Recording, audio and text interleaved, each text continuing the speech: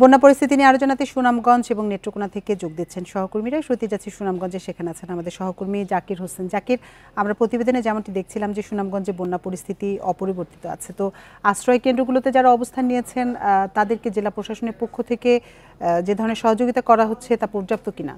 এখন জন্ম সনদ দিয়ে খোলো বিকাশ স্টুডেন্ট অ্যাকাউন্ট, নিজের বিকাশ নিজে কর।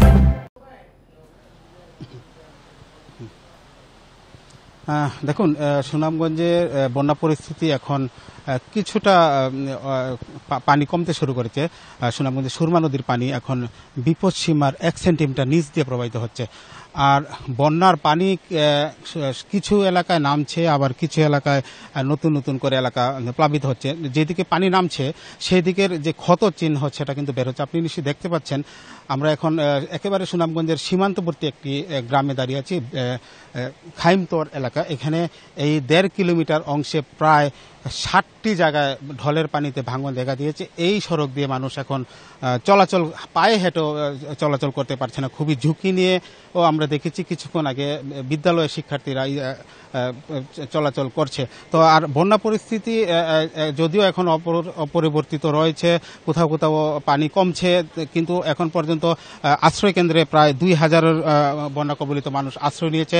আর আপনি যেমনটা বলছেন, আসলে ত্রাণ সহায়তা যদি প্রশাসন থেকে যদিও বলা হচ্ছে তাদের কাছে পর্যাপ্ত পরিমাণ ত্রাণ সহায়তা রয়েছে, আশ্রয় কেন্দ্রে ত্রাণ সহায়তা দেওয়া হচ্ছে, কিন্তু আসলে প্রকৃত অর্থে বিশেষ করে সদর উপজেলা কেন্দ্রিক, অর্থাৎ উপজেলা সদর কেন্দ্রিক যেসব আশ্রয়কেন্দ্রগুলো রয়েছে সেই সব আশ্রয়কেন্দ্রগুলোতেই আসলে খাবার পাচ্ছে। আর একেবারে হাওর অধ্যুষিত এলাকা, অত্যন্ত প্রত্যন্ত এলাকায় যে আশ্রয়কেন্দ্রগুলো রয়েছে সেই সব আশ্রয়কেন্দ্রে আমরা গিয়েছি, আজকে সারাদিনই ছিলাম।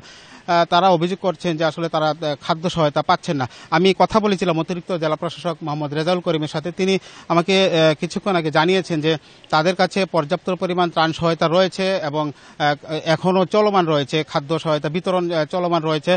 আর যেহেতু 15 দিনের ব্যবধানে 2টি বন্যা সুনামগঞ্জে হয়ে গেছে, তো এই 2টি বন্যার মধ্যে এখন আবারও যে বন্যা আক্রান্ত হয়েছে মানুষ, এই সার্বিক বিষয় মিলে আসলে প্রশাসনের আগে থেকে যে প্রস্তুতি ছিল সেই প্রস্তুতিটা আরেকটু তারা বৃদ্ধি করেছে।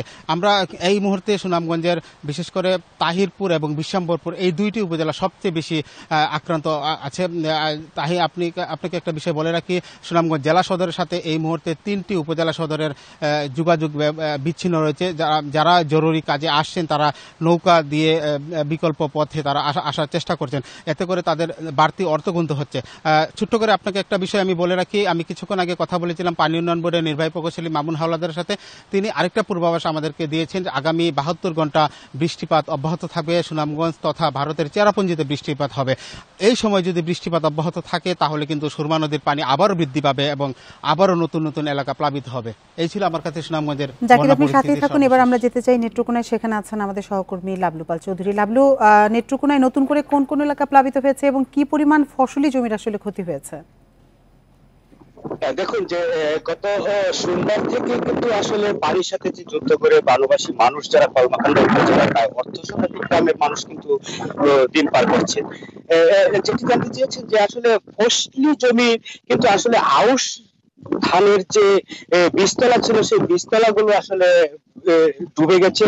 এছাড়া কিছু শাকসবজি যারা করেছিলেন বাড়ির আশপাশে সেগুলো কিন্তু আসলে ডুবে গেছে। কারণ গত সোমবার থেকে কিন্তু যখন ঢলের পানি এবং বৃষ্টির পানি আসতে থাকে তখন কিন্তু আসলে গ্রামের যে রাস্তাগুলো ছিল, গ্রামীণ সড়ক, সংযোগ সড়কগুলো, এগুলো ছাপিয়ে কিন্তু আসলে বাড়ির আঙিনা পর্যন্ত কিন্তু আসলে অনেকের বাড়িতেই ঢুকেছে, অনেকের ঘরেও কিন্তু পানি ঢুকেছে। এরকম অবস্থায় কিন্তু আসলে আজকে যখন আমি উপজেলা প্রশাসনের তার সাথে কথা বলি, তিনি কিন্তু আসলে ত্রাণ তৎপরতা নিয়ে তিনি বলছিলেন যে তিনি বেশ কয়েকটি ইউনিয়নের যে বানভাসী এলাকা তিনি ঘুরে এসেছেন এবং সেখানে তার ভাষায় তিনি বলছিলেন যে কোন ত্রাণ খাদ্যের ডিমান্ড এই যারা বন্যার্থ আছে। কিন্তু আসলে আমরা যখন আবার এলাকায় ঘুরেছি তখন কিন্তু আসলে যে শ্রমজীবী যারা মানুষ ছিল তাদের কিন্তু আসলে এই কয়েকটা দিন ধরে কিন্তু আসলে কাজ নাই। এর আগে আপনি জানেন যে প্রথম জায়গায় বন্যা হয়েছিল প্রায় সপ্তাহে দেড়েক আগে, সেটারও কিন্তু আসলে রেশ না কাটায় কিন্তু আসলে এলাকায় কাজ না থাকায় সেই শ্রমজীবী মানুষটা কিন্তু খুব বিপাকে রয়েছে।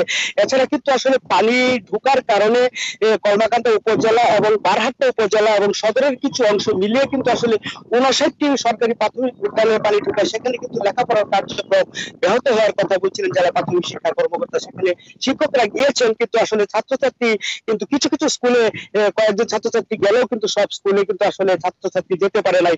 যেসব স্কুলের বেশি পানি, চারদিকে পানি, সেখানে কিন্তু একজন ছাত্র আসে নাই। এরকম অবস্থায় তারা কিন্তু আসলে স্কুল খোলা রেখেছেন, স্কুল কিন্তু এখনো তারা বন্ধ করেনি।